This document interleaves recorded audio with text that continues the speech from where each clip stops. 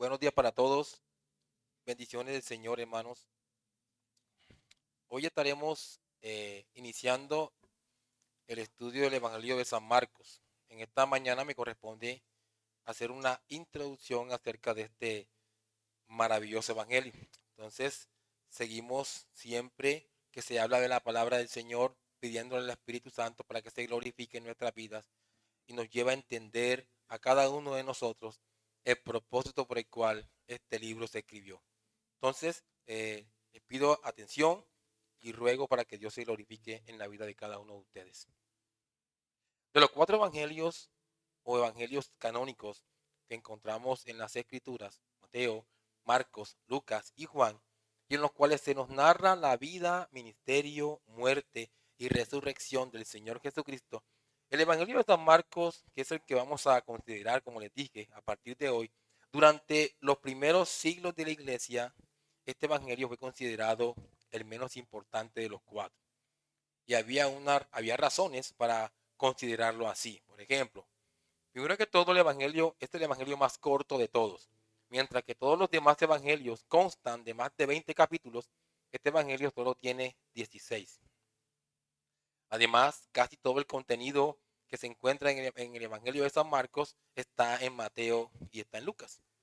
Otro elemento que que dicen algunos estudiosos acerca de este libro es que el idioma original de Marcos era tosco o torpe por la manera tan sencilla o cotidiana como fue escrito.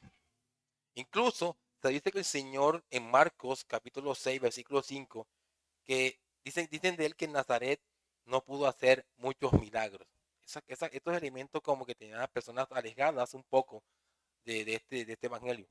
También vemos en el Evangelio de San Marcos que el Señor sanaba de maneras muy extrañas, como el sordomudo en Lucas 7:33, que para la sanación de este hombre le metió los dedos en los oídos, escupió y le tocó la lengua con sus dedos para que se sanara. Miren esa manera tan extraña de sanar. En Lucas capítulo 8, versículo 23, en la región de Bethsaida sanó a un ciego escupiendo sobre sus ojos y colocándole las manos encima. ¿Ven todos esos elementos extraños que vemos que hace el Señor? Dos cosas extrañas más quiero anotar que ocurren en el Evangelio de San Marcos. El joven que huye desnudo cuando arrestan a Jesús en Marcos 14. Dicen que era Marcos, dicen que no era. Hay discusión acerca de esto. Y el final del libro que nos muestra el miedo y el silencio de las tres mujeres que vieron la tumba vacía. Pero ellas tres como tal no vieron al Señor resucitado. Seguramente todos estos elementos, y habrán otros más, le restaron interés a los lectores del Evangelio de San Marcos. Pero entre los siglos XIX y XX surgió un marcado interés por estudiar las fuentes de los libros, de dónde se originaron. Es decir, los documentos escritos y las narraciones transmitidas oralmente que fueron utilizadas por los autores bíblicos para componer los diferentes libros de la Biblia.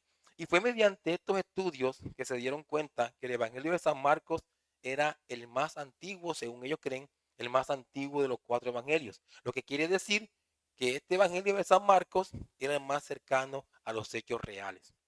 Esto favoreció el interés por el estudio del Evangelio de San Marcos, el más antiguo, el más cercano a lo que pasó con el Señor.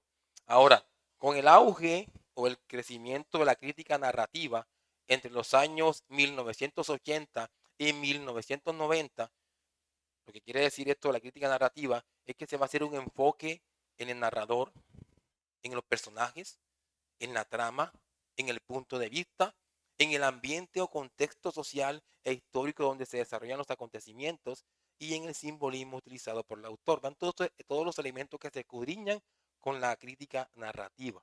Esto generó que se le diera un mayor interés al Evangelio de San Marcos y podemos ver a la luz de todos estos estudios que como este Evangelio es el más dramático de todos. Y además vemos a un narrador como con gran maestría aborda los detalles importantes de este libro que es digno de ser inspirado por Dios y digno de ser leído y aprendido.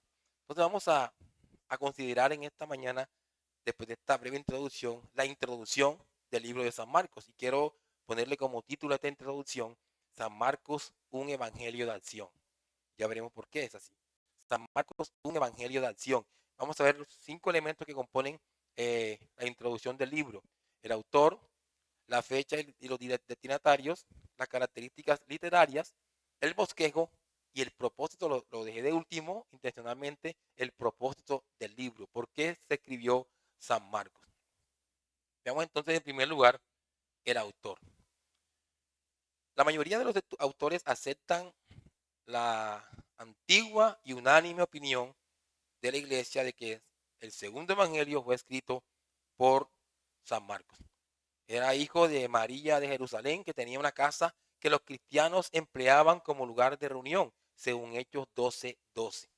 Marcos, como primo de Bernabé, acompañó a Pablo y a Bernabé como asistente o ayudante en su primer viaje misionero en Chipre y Galacia, según Hechos 12:25, Hechos 13, versículo 5. A mitad de este primer viaje misionero, Lucas informa en Hechos 13:13 que Marcos regresó a Jerusalén. Pablo interpretó esta partida como una deserción de Marcos, y por eso cuando él y Bernabé planeaban el segundo viaje misionero a Galacia, Pablo se negó a llevar a Marcos, lo que generó un desacuerdo entre Pablo y Bernabé, y lo que al final de cuentas llevó a que Bernabé se llevara a Marcos de regreso a Chipre, mientras que Pablo eligió a un nuevo acompañante, Silas, y regresó a Galacia. Miren la división que se generó entre Bernabé y Pablo por causa de San Marcos. Sin embargo, esta separación entre el apóstol Pablo y Marcos no duró mucho tiempo, porque más adelante Pablo se refiere a él como su compañero en Filemón 24 y Colosenses 4:10. Luego, casi al final de su vida, Pablo le dice a Timoteo que lleve a Marcos con él a Roma, ya que Marcos es útil en el ministerio. Vean cómo cambió todo. Según de Timoteo capítulo 4, versículo 11. También sabemos que Marcos trabajó con el apóstol Pedro en Roma. Aprendemos esto tanto de la tradición de la iglesia primitiva como también de Primera de Pedro capítulo 5 versículo 13, donde Pedro se refiere a Marcos como mi hijo y le envía saludos desde la iglesia de Babilonia. En algún momento, luego de que Marcos, por decirlo así, traicionara la confianza del apóstol Pablo, él es restaurado al ministerio. Y seguramente quien influyó mucho en esta restauración fue el apóstol Pedro, quien como dirigente de la iglesia de Jerusalén estaba relacionado con la casa de la madre de Marcos, según Hechos 12, versículos 11 y 12, y pudo haberle conocido a través de ella. Sin duda alguna, el apóstol Pedro ayudó a Marcos a vencer las debilidades y vacilaciones de su juventud, de tal modo que pudiera llevar a cabo fielmente lo que Dios le había llamado a hacer. Entonces, San Marcos es el autor del libro de Marcos y unas breves cosas acerca de él. Veamos en segundo lugar la fecha y los destinatarios. Los padres de la iglesia no están de acuerdo en si Marcos escribió su evangelio antes o después de la muerte de Pedro. Recordemos que Pedro fue asesinado bajo Nerón aproximadamente en el año 67 al 68 después de Cristo. Por lo general, los estudiosos evangélicos contemporáneos ubican la fecha de la escritura del año antes del año 70 después de Cristo.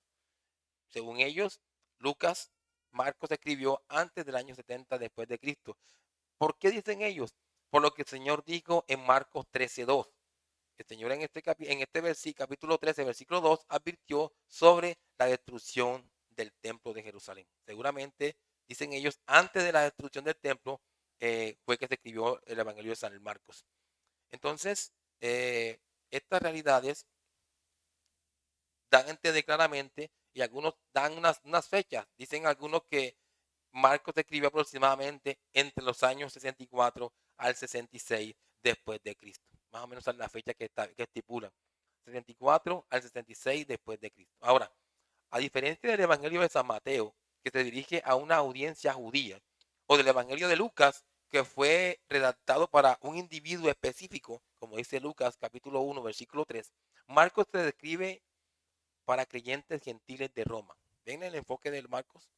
Y la evidencia de esto es, entre otras cosas, la mención de Rufo en el capítulo 15, versículo 21, el hijo de Simón de Cirene y miembro destacado de la iglesia de Roma, en Romanos 16, versículo 13.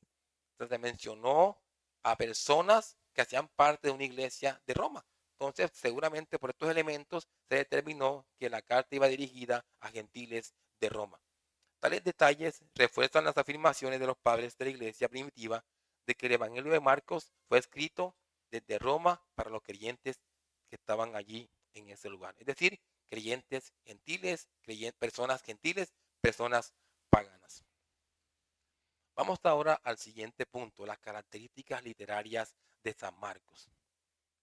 Vean, hermanos, sin duda alguna, una de las características literarias de San Marcos, de este evangelio, es que es un evangelio de acción. Es decir, se basa más en acciones que palabras. Aunque Marcos se refiere al Señor frecuentemente como maestro, y uno puede pensar, bueno, es maestro y vamos a ver muchas enseñanzas del Señor. Aunque Marcos se refiere como maestro, registra menos enseñanzas de Jesús que en los demás evangelios y proporcionalmente registra más milagros.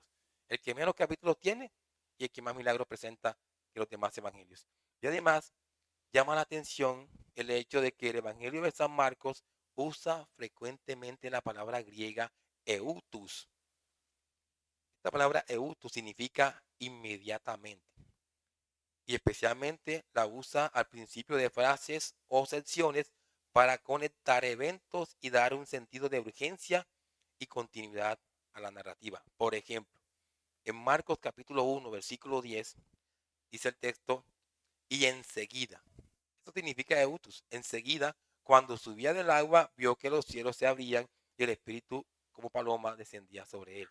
En Marcos capítulo 1, versículo 12, y enseguida, dice el texto, el Espíritu le impulsó al desierto. ¿Ven? En Marcos capítulo 1, versículo 18, y enseguida, dejando las redes, le siguieron. En Marcos capítulo 1, versículo 20, y seguidos los llamó y dejando a su padre Zebedeo en la barca con los jornaleros, le siguieron. Enseguida y enseguida y enseguida. Muestra entonces que en este evangelio está mostrándose como una aceleración, por decirlo así, en los acontecimientos que aquí se nos muestran. Otra característica literaria que vemos en San Marcos es la intercalación, así es la palabra, intercalación. ¿Cómo es esto de la intercalación?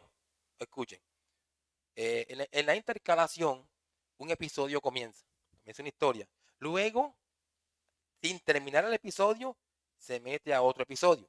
Y después que termina este episodio que inició segundo, pasa finalmente al primero. Esta es la intercalación. Por ejemplo, en Marcos capítulo 5, versículo 21 al 43, en esta sección vemos la intercalación. ¿Cómo es? En este pasaje, Jesús llama a Jairo para sanar a su hija, en este pasaje. Y cuando va camino a sanar a su hija, eh, una mujer, bien, otra historia, una mujer con flujo de sangre se acerca a Jesús y es sanada. Entonces se cortó la historia cuando va camino a sanar a la hija de Jairo y apareció la mujer para ser sanada. Luego de que sana a la mujer, Jesús llegó a la casa de Jairo y sanó a su hija. ¿Ven la intercalación ahí? Comienza, se corta y después termina. Por ejemplo, en Marcos capítulo 3, versículo 20 al 35, otra vez un ejemplo de intercalación. La multitud busca a Jesús. Y Jesús, dice después, es acusado de estar aliado con Belcebú. Primero muestran a la multitud buscando al Señor Jesús. Luego lo acusan de ser aliado de Belcebú. Y finalmente la multitud se encuentra con Jesús. ¿Ven la intercalación? En Marcos capítulo 6, versículos 7 al 30, también nos muestran ese ejemplo para que lo averigüen, hermanos. Jesús envía a los 12 apóstoles.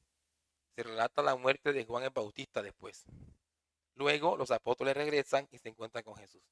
¿Ven otra vez? Manda a los apóstoles, meten la muerte de Juan el Bautista y después muestran a los apóstoles otra vez, terminando la primera historia que se comenzó. Entonces, esa es la intercalación que vemos que se presenta en el Evangelio de San Marcos.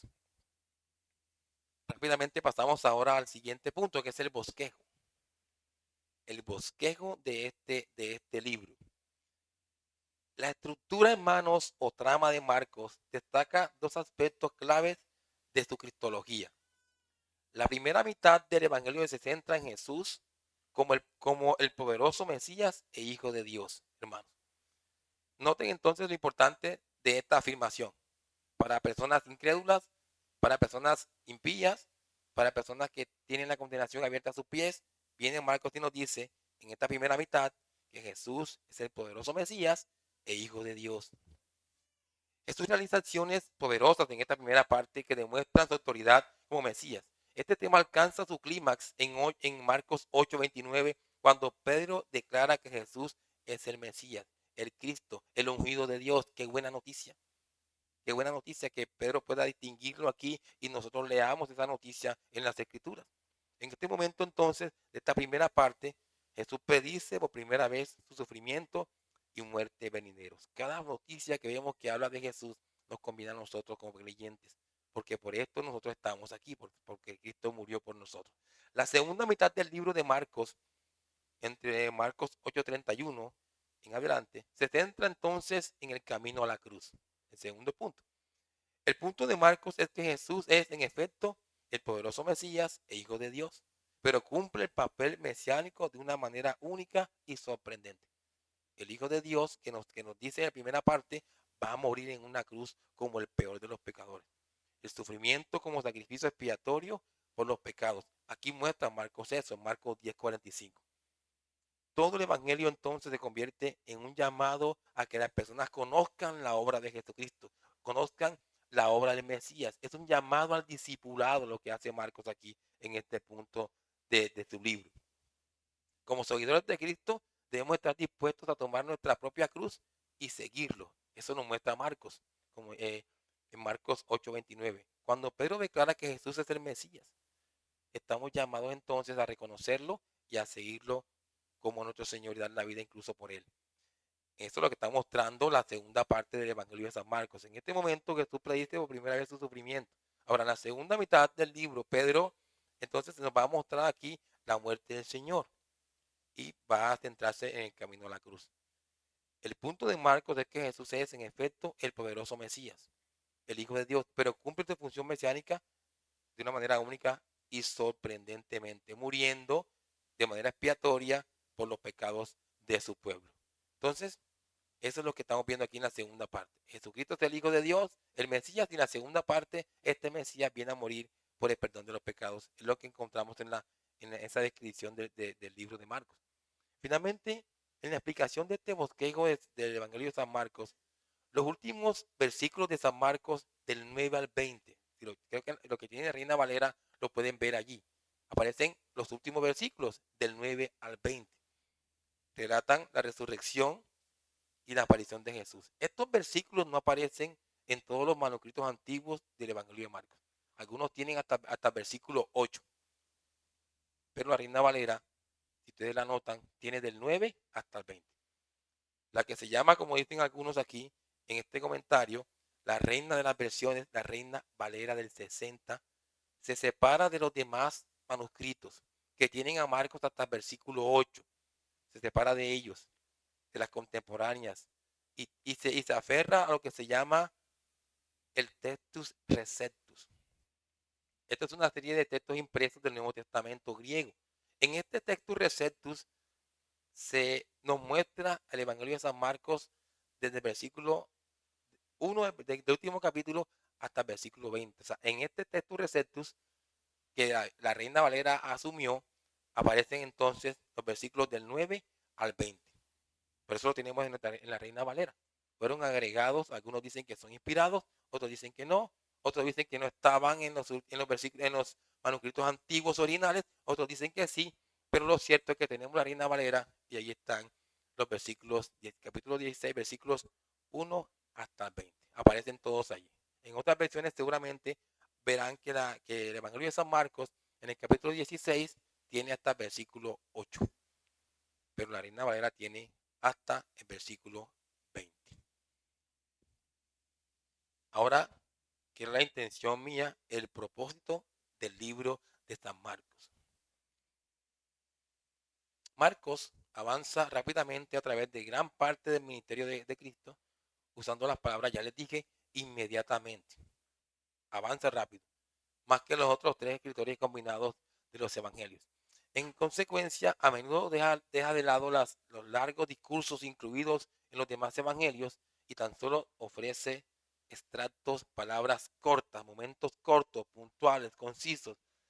También omite el relato del nacimiento de Jesús. Ustedes deben ver que no se habla del nacimiento de Jesús, decidiendo comenzar con el bautismo del Señor y el inicio de su ministerio público. ¿Ven entonces porque es un evangelio de acción, este evangelio de San Marcos? Así que luego, lejos de ser un evangelio que no debemos tener consideración de él, es un evangelio muy interesante que debemos estudiar y escudriñar.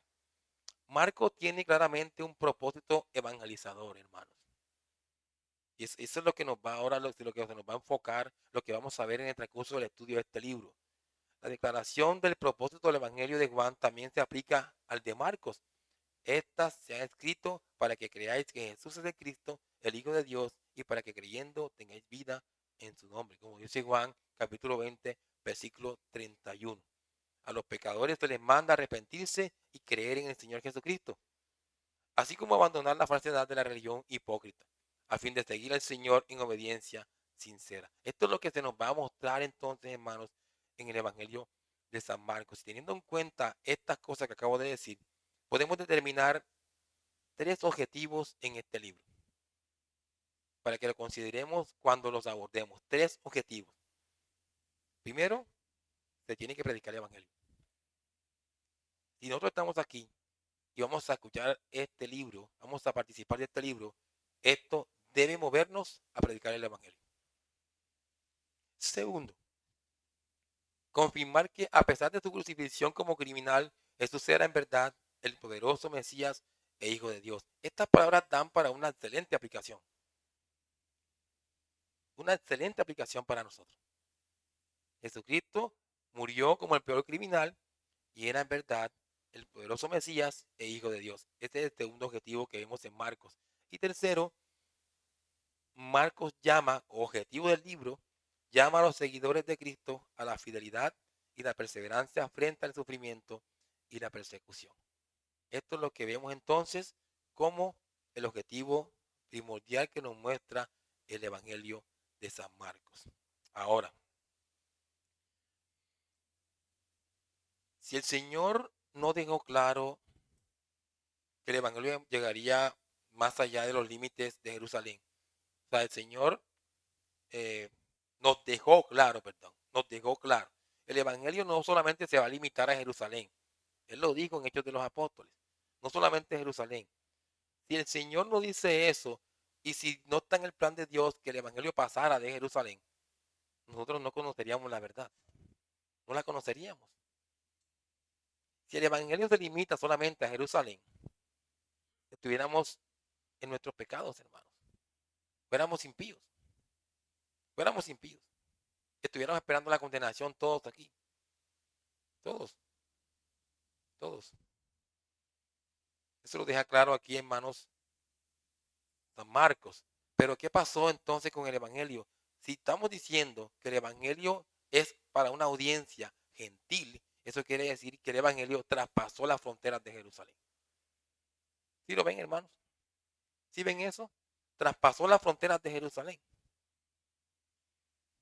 ¿A dónde llegó el Evangelio? A una audiencia romana, a una audiencia gentil. Y así como llegó a Roma, el Evangelio llegó a muchos lugares del mundo. Y aún ha llegado hasta nuestra patria Colombia. Y por ende, hasta nosotros. ¿Ven lo importante de la audiencia? Una audiencia gentil. También somos una audiencia gentil nosotros. Y el Evangelio también llegó a nosotros. ¿Para qué, hermanos? Para una transformación de nuestras vidas. Es increíble, hermanos, cómo el mensaje de que los apóstoles empezaron a predicar hace más de 2000 años, ha llegado hasta nosotros. Esto es una obra de Dios. Predicar, esos hombres empezaron a predicar hace 2000 años. Las buenas nuevas de salvación en Cristo. Y el mismo poder que obró en ellos para salvarlos y que obró en todos los creyentes del primer siglo y en cada creyente de los tiempos es el mismo poder que está obrando en nosotros para la salvación. Aquí no cambia. El Espíritu sigue siendo el mismo. El Padre sigue siendo el mismo. El Hijo sigue siendo el mismo. La salvación sigue siendo la misma, hermano. El mismo Señor de los apóstoles y de todos aquellos que recibieron al Señor, creyeron, vivieron su mensaje, es el mismo Señor nuestro. Es el mismo. Así como los cristianos del primer siglo y de todos los tiempos se han reunido para adorar a Dios juntos en armonía, con un corazón sincero, de igual forma nosotros lo hacemos. Nada ha cambiado. Nada ha cambiado. Porque ellos, si ellos eran verdaderos adoradores, nosotros también debemos ser verdaderos adoradores. Es que nada ha cambiado. Y así como todo verdadero creyente se ha apropiado de la palabra de Dios a través de los tiempos, y así como vemos al apóstol Pablo apropiándose de la palabra de Dios, de igual manera cada uno de nosotros como creyentes debemos hacer lo que el apóstol Pablo hizo en su corazón. Cada creyente debe estar en esta dinámica. ¿Qué se propuso el apóstol Pablo? Dice él, pues me propuse no saber entre vosotros cosa alguna, sino a Jesucristo y a este crucificado. Así está cada creyente aquí. Y si alguien como creyente tiene esa consigna en su vida, obviamente veremos a alguien que es sal y luz en medio del pueblo de Dios. Entonces vamos entonces, esto hermanos, nuestra vida es una vida que debe honrar a Dios. Nuestra vida es una vida que debe estar apartada para Él. Siempre, hermanos. Y si ustedes miran lo que está pasando en el Evangelio de San Marcos, que leímos rápidamente, que hablamos rápidamente aquí, el Hijo de Dios vino a morir por nosotros en la cruz del Calvario, como el peor de los pecadores. ¿Qué implica entonces eso para nosotros como creyentes al hablar y a vivir? Que le demos gloria a Cristo. Vean la cruz, hermanos. Vean la cruz. Vean la cruz. Cuando se sumergen en un estudio de los evangelios, vean la cruz. Porque el Hijo de Dios vino a salvar lo que se había perdido. Y ahí estamos nosotros entonces teniendo parte con Él en la salvación. Ahora, ¿cómo aplicamos nosotros esta enseñanza? ¿Cómo se aplica? Y aquí quiero hacer el énfasis. Luego de la parte teórica, de la parte rápida contextual que hicimos, el autor, el mensaje, los destinatarios, quiero aplicarlo. Y sí hay mucho para aplicar en este libro, hermano. Mucho para aplicar. No crean que porque es una introducción me libro yo de aplicar este libro para mi vida. Y aquí cuando aplicamos, en el comienzo, para que vean entonces lo que esto implica para nuestras vidas. Cuando vemos el Evangelio de San Marcos, cuando lo vemos y se nos afirma claramente que el Señor Jesucristo era el Hijo de Dios, esto, hermanos, hace de nuestra salvación una salvación tan grande. Repito, cuando vemos el Evangelio de San Marcos y nos hablan de que el Hijo de Dios vino a esta tierra como el Mesías, eso significa que nuestra salvación es una salvación que podemos decir tan grande, grande. Si es así, no la descuides. No la descuides. ¿Cómo estás tú ahí sentado ahora? ¿Tienes rencor con alguien? ¿Estás amargado? ¿Pensando en muchas cosas de trabajo o cosas pecaminosas? No la descuides. ¿Estás allí sentado haciendo caso omiso al respeto y orden que debes guardar durante la adoración? No la descuides.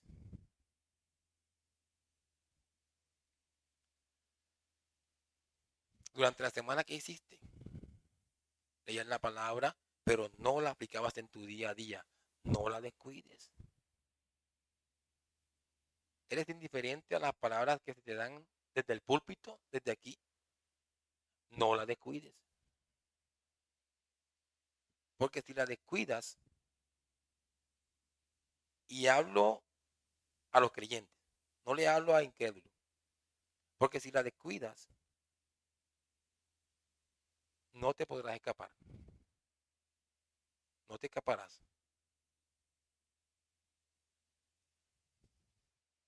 Es por eso que te digo, creyente, aprecia la salvación. Ser, llamarme cristiano solamente porque me he visto, voy a la iglesia, eso es mundano, eso no sirve. El cristianismo es una vida transformada. Llamarme cristiano implica que yo soy de Cristo. Entonces te digo que aprecia la salvación, hermanos. Miren lo que dice el Marcos. Estima la salvación. De tal manera que tu vida de obediencia al Evangelio le dé honra y gloria a Dios. Y esto implica, hermanos, discernimiento entre lo bueno y lo malo. ¿Por qué hacemos tanto lo malo?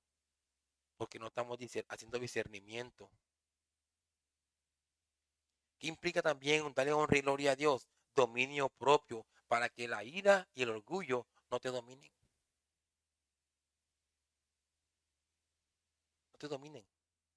Pastor, lo que pasa es que yo pequé de esta manera terrible y no entiendo porque yo tenía comunión con Dios. Mentiroso. Tú tienes comunión con Dios, no pecas así. Si tú tienes comunión con Dios, tú no descuidas el estudio de la palabra. Si tú tienes comunión con Dios, no descuidas el congregarte. Hermanos, les estoy advirtiendo, no descuiden la salvación. No podemos hablar de pecados escandalosos ni una vida sujeta al pecado cuando tienes comunión con Dios. Comunión con Dios implica obediencia a Dios. Obediencia a Dios. ¿Qué implica darle honra y gloria a Dios? Amor. Donde tu buen trato a los demás se hace notorio. A veces vemos más maltrato que buen trato. Y entonces, darle gloria y honra a Dios. ¿Qué significa? Servicio. Servicio.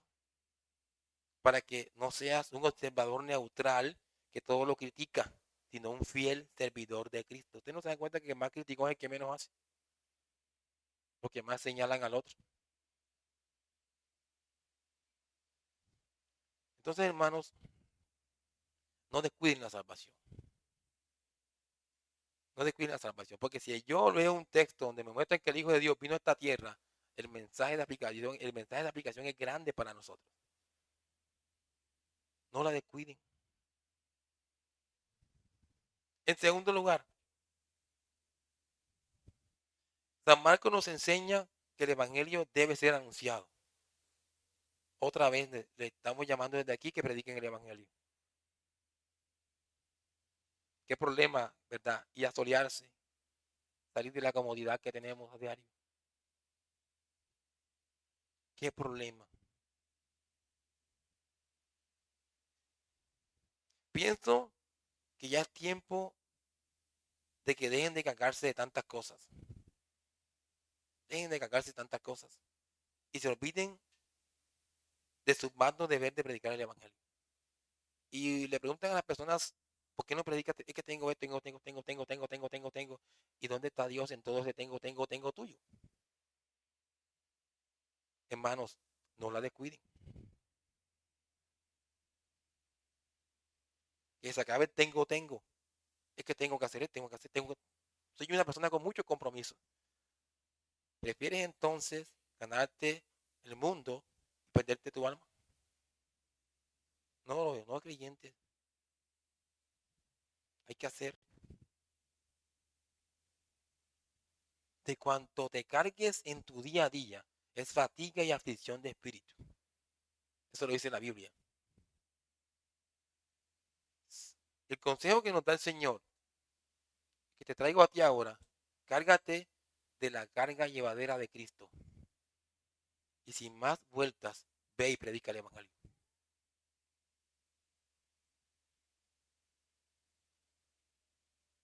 Lo predicas a la luz de estar no descuidando la salvación. Porque muchas personas pueden predicar el Evangelio y ser muy doctos, pero no son más que personas camufladas, que son dominadas por el pecado. Se trata de una vida que se hace notoria a través de un testimonio y de una evangelización verdadera y real. Que se acaben los cristianos con discursos bonitos y palabras bonitas. Y que aparezcan los cristianos que viven y dan testimonio de su vida santa al mundo.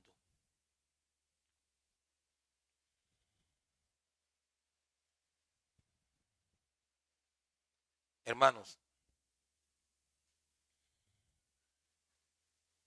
la vida en Cristo es una vida de testimonio y compromiso. Es importante entonces que entendamos que los propósitos del Señor con los cuales escribe Marcos son para nuestro bien. El Evangelio es para aquellos que se apropian de él. Y si nosotros somos creyentes, vamos a apropiarnos de ese Evangelio, hermanos. Que Dios, que Dios sea la vida de ustedes. Cánsense de hacer tantas cosas día a día. Cánsense de buscar como creyentes cosas folclóricas, pasajeras. Y fatíguense predicando el Evangelio. Fatíguense sirviendo. Fatíguense buscando al necesitado, hermanos. Eso es lo que el Evangelio hace en nuestra vida, nos transforma la vida. El Señor Jesucristo siempre en su sabiduría nos enseñaba, le predico a estas personas y algunos no me escucharán ni me creerán. Entonces decía magistralmente, el que tenga oídos para oír, que oiga.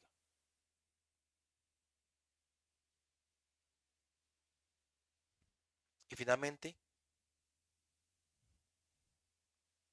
para los que están sin Cristo, unas rápidas palabras aquí.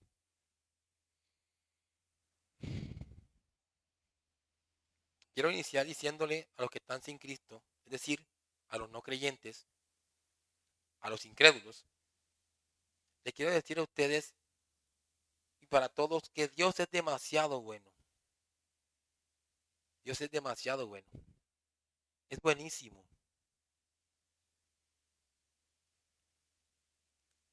Y no lo digo porque te da el pan diario.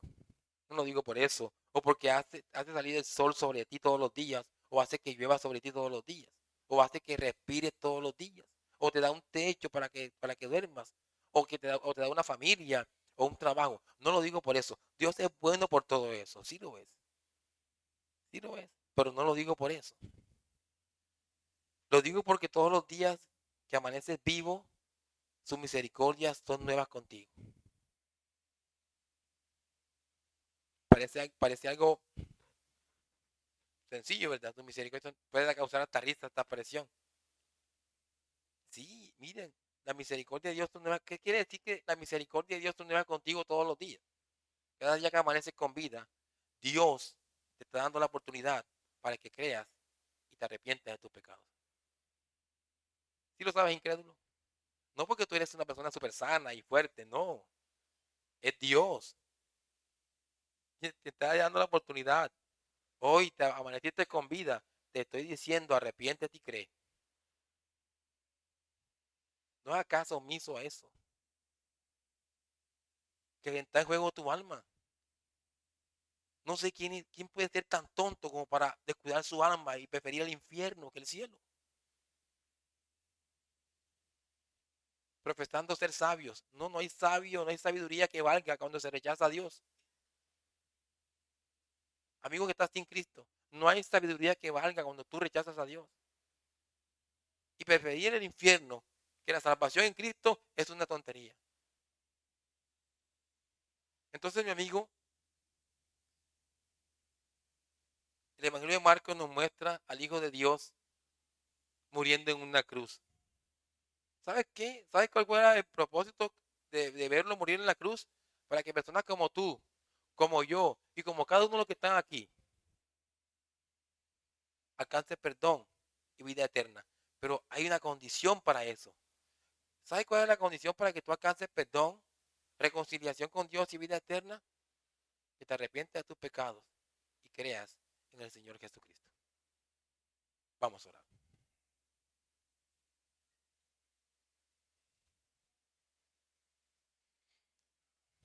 Amado Dios y Padre, honra y alabanza te damos en esta mañana de hoy. Gracias.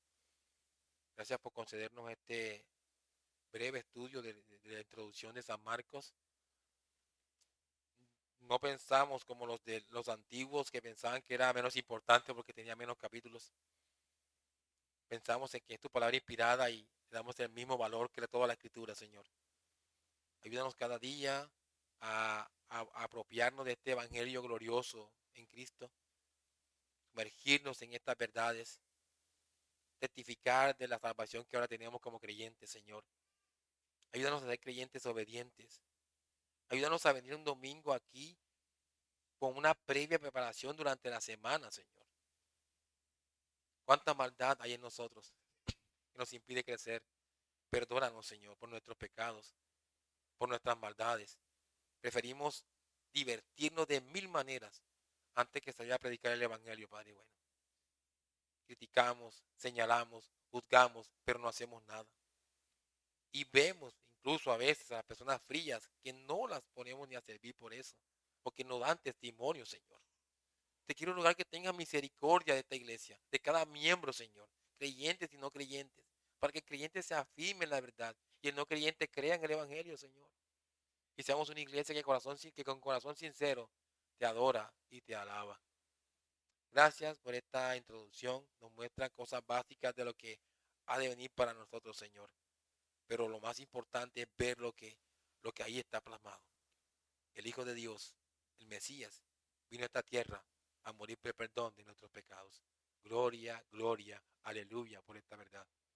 Gracias, Señor, porque tú abriste el Evangelio más allá de las fronteras de Jerusalén. No se estancó en Jerusalén, sino que tú enviaste tu palabra, Señor, que aún llega hasta nosotros. Que quiere decir que aún nosotros, Señor, que hemos creído en Cristo, hemos alcanzado la verdadera salvación que nos presentaron los apóstoles al comienzo del primer siglo. Gracias por todo. Que en este día de hoy disfrutemos, Señor, de tu presencia, sea que haya frío, haga calor o haya inundaciones, danos la disposición, Señor, de servirte y de honrarte en este día santo. Gracias, mi Dios. Que la gloria siempre sea para ti. Te rogamos todas estas cosas en Cristo Jesús. Amén. Bendiciones, hermanos.